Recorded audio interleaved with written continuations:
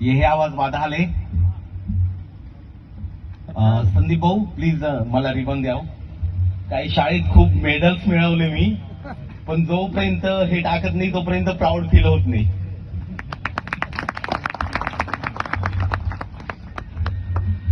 मंचावर उपस्थित महाविकास आघाडीचे नेते आणि आम्ही तरुण ज्यांच्यामध्ये माणिकदादांची झलक पाहतो ते नंदुरबार लोकसभेचे खासदार माननीय गोवालदादा पाडवी साहेब,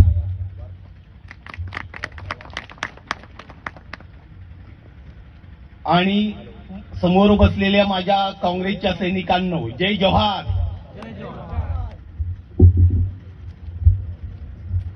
नेमक्या कोणत्या विषयावर बोललं पाहिजे? विषय तर खूप आहेत, पण मला वाटतं आपण आदिवासी आहोत ना, म्हणून आपण काँग्रेस बरोबर आहोत. काँग्रेस आणि आदिवासी हे समीकरण आपण वेगळे करू शकत नाही.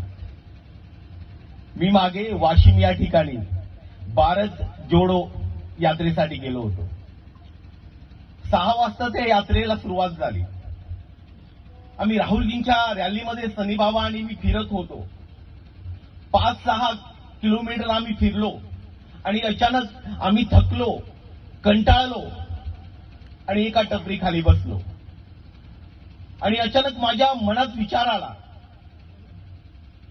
का चालतोय तो? आजी पंतप्रधान, वडील राजीवजी पंतप्रधान, येणाऱ्या 400 पिढ्या फुकट खातील एवढं ऐश्वर त्याच्याकडे आहे, तरी तो चालतो काय?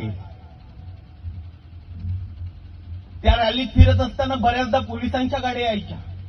भीती वाटायची, अरे कोणी बॉम्ब तर नाही फोडणार, कोणी गोळी तर नाही जाणणार, असे 17दा विचार आले. तो मात्र चालता चालता या गरिबांना भेटतोय, दलितांना भेटतोय, गर्दीत घुसतोय, कोणाचं तरी लहान पोरग कडेवर घेतोय आणि त्याला पप्पी देतोय.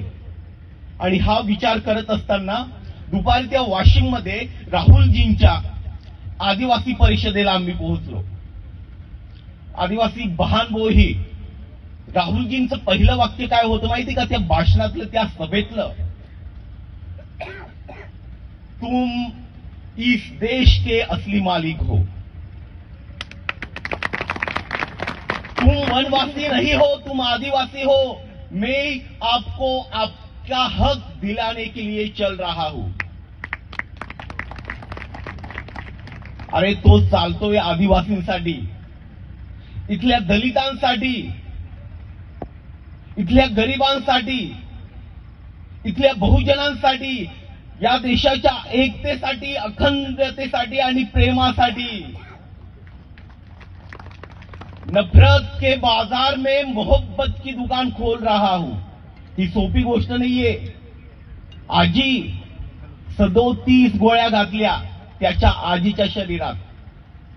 राजीवजी त्या अभो जो तो बॉम्बस्फोट होईल, तुकडे भी नाही सापडले त्या शरीरात राजीव गांधी. आणि तेरू भी तो आ कहे कि नफरत के बाजार में मोहब्बत की दुकान खोल रहा हूं, ही साधी गोष्ट आहे का? आणि म्हणून आहे काँग्रेस हे याव या नफरता बाजारमाय आम्हाले मोहब्बत की दुकान खोलना है ये. आणि ती मोहब्बत की दुकान त्या मालक रवी प्रवीण दादो.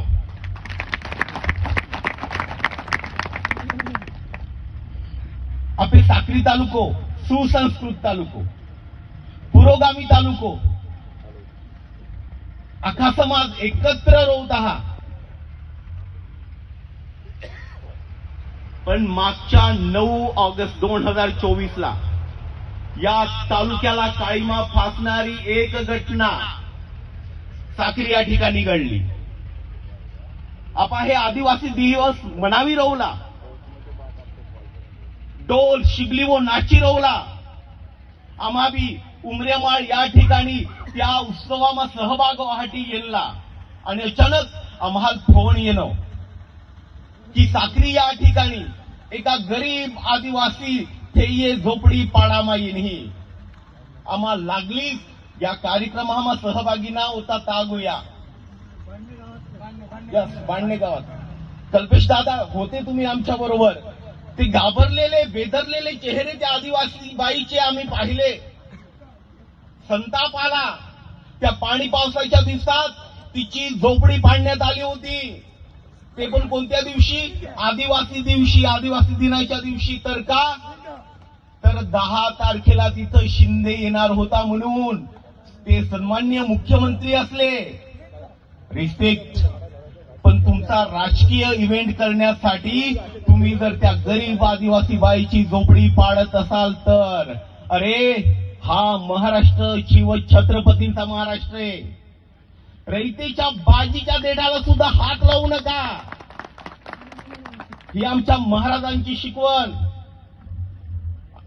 आणि त्या दिवशी जर तुम्ही एका गरीब आदिवासी बाईची झोपडी पाडत असाल, अरे तुमच्याकडे होते हेलिकॉप्टर्स, तुमच्या फॉर्च्युनर कार्स, पण त्या बाई जवळ होती फक्त तिची झोपडी. आणि त्या झोपडीवर लावलेला भगवान एकलव्याचा झेंडा. तो झेंडा म्हणजे आमची अस्मिता होती.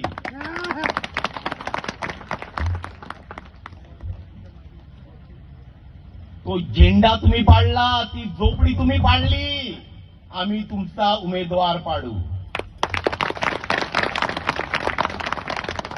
अरे हे सरकार आपलं नाही, शिवसेना आणि भाजप. गंगाधर ही शक्तिमान है, शिवसेना ही भाजप है. शिवसेना म्हणजे शिंदे सेना म्हणतोय मी.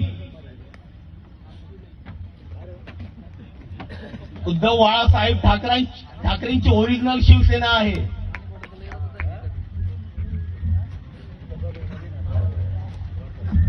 छत्तीसगड नावाचं राज्य, भाजपची सत्ता असलेलं राज्य, आणि त्या राज्यात हसदे नावाचं एक जंगल आहे. त्या जंगलमाय जवळपास 10,000 आदिवासी फॅमिली रवते हो, कुटुंबे रवय. अचानक त्या भाजपवाला हे कोला वाट्या की जमिनी खाली तर बराच कोळस आहे, ते आपा अडाणी आणि अंबानीला दे दाव. त्या जंगलामाने आर्मी मदतले, सैनिक मदतले, त्या अख्खा आदिवासी लोकाहाल, गोंड समाजा आदिवासी लोकाहाल ताने हाकला मायना. सोशल मीडिया माध्यम माल आदिवासी बंधू आणि भगिनी माल होंग्या. ती जंगल माने बाहेर निंगिन लोग कैसे तेरू वेटर काम को विरो ये, कोई तेरू होटेले हु विरो ये, कैसे तेरू सोडका वापे बेन तोपलियो इंता जेवण बोनाडी रो ये. ता फक्त आदिवासी समाज बाहेर नाही निघ्यो, ता आपे संस्कृती नष्ट को आमायनी. त्या जंगलमाय आपे पाटली आद्यो, आपे ता पांढरो आद्यो, आपे ता वाघ देवातो. आणि कैसे तेरू योग चर्चा आता त्या जंगलाबरोबरच आपे संस्कृती, आपे देव, आपे धर्म, आपे जोगणा पद्धत अशी ती बीजेपी वाला ही संपाळी टाकी दिली. योग व्हिडिओ माये यो जोगे ते अख्खे माहेत आणि नाही पोडले. योग वाघ जाडाले हे को कोवटाळी रोईल हे नाखे की माल लोक जरी नावरी पण त्या बाप ही गोटलो होईये. गोळी जरी टाका हा माल तर आय बियाव नाही. अरे आदिवासी लोक हाय तुम्हा त्या वाघा पिलके हे ते शूर आमा मर्द आमा कोकणी मावची भिल्ल. अरे जंगला मान्या राज्य आहे हायरा आमा वाघा पिल. शूर आम्हा मर्द आम्हा कोकणी मावची बिल. जंगलू मान्या राज्य आहे आम्हा हायरे वाघा पिल. भगवान बिरसा मुंडा योग घोषणा देनेल अबुवा देसाम अबुवा राज आणि ब्रिटिशाला हाकली देनेल. तुम्ही जल जमीन जंगल वाचाडासाठी राहुल गांधी एक घोषणा देणे ही ज्या सोशल मीडिया आणि अँड्रॉइड मोबाईल वापरणारा पाहोरी गुगल वर जा. मॅनिफेस्टो काँग्रेस 2024 हे को टाका. त्यामा राहुल गांधी आके हे आपे हाटी आके हे अपनी धरती अपना राज. और जो काँग्रेस पक्ष है तो त्या बिरसा मुंडा विचार हाव चाले है म्हणून आई त्याही प्रचार कोई रही हो. और काँग्रेस पक्ष है तो त्या बिरसा होता के हे अपनी धरती अपना राज म्हणून आई त्या काँग्रेसचा प्रचार कोई रही हो. साक्री तालुका राजकारण एकदम सुसंस्कृत राजकारण ही आहे. तालुका पदाधिकारी कधीच गावकीच्या आणि बावकीच्या राजकारणात भाग घेत नाही. पण आमच्या तालुक्याच्या प्रतिनिधींनी गावागावांमध्ये भांडणं लावली. दादा, गावागावात इतकी सारी मुलं आहेत, ही न पटणारी गोष्ट आहे.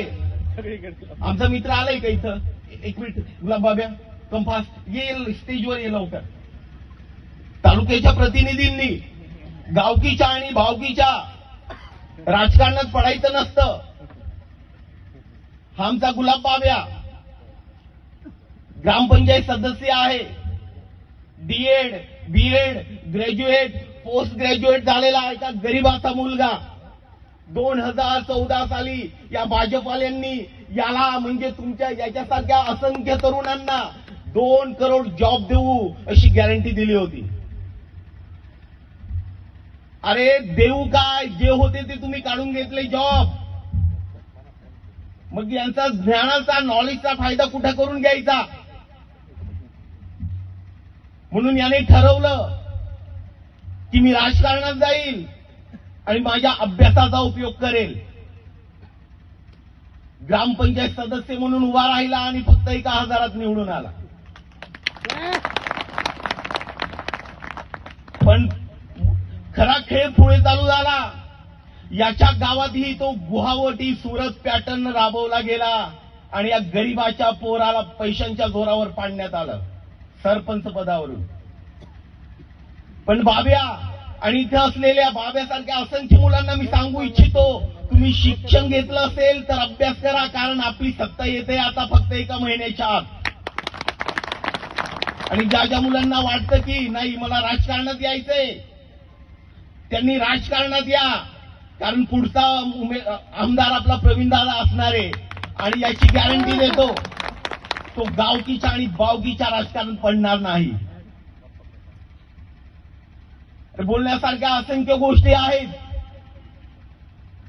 शिंदे सेनेचा मुख्यमंत्री म्हणतो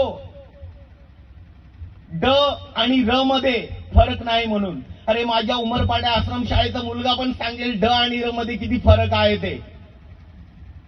आमच्या हक्काचं जे आरक्षण आहे ते आम्ही कोणाला देणार नाही, ड आणि र जरी काही म्हटले तरी. हे 2 समाज आम्ही एकत्र एकोप्याने राहतोय, पण आमच्या भांडणं लावायची कामं हे करतायत. आपल्या आश्रमशाळा आहेत, आपल्या शाळा आहेत, आपले जॉब्स आहेत, आपल्या नर्सिंग करणाऱ्या मुली आहेत. आम्ही ऑटोमा काढायलाच देते नाही. बोलणारे इतर वक्ते पण आहेत. मी आता थांबायला पाहिजे. 5 वर्ष गेली, ज्यांनी चुकीचं काम केलं त्यांचा अनुक्रमांक, ज्यांनी 2 नंबरची कामं केली ना त्यांचा अनुक्रमांक 2 आहे. आणि आपले प्रवीण दादा नंबर 1 आहेत, 1 नंबर माणूस आहे, म्हणून त्यांचा अनुक्रमांक आहे 1. तो लक्षात ठेवा. जय काँग्रेस, विजय काँग्रेस. धन्यवाद.